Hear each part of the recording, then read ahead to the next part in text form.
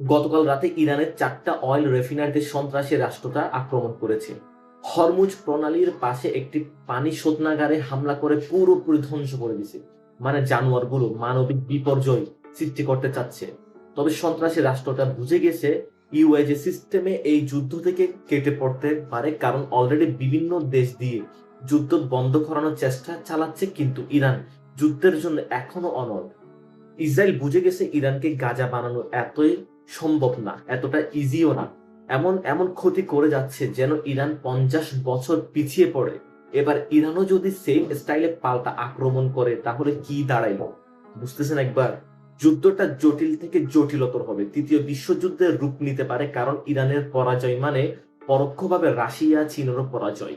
কাপুরুষ সন্ত্রাসী রাষ্ট্রটা প্রথম দিন ইরানের একটা প্রাইমারি স্কুলে হামলা করে 165+ শিশু বোম বের করে মেরে ফেলছে এরা।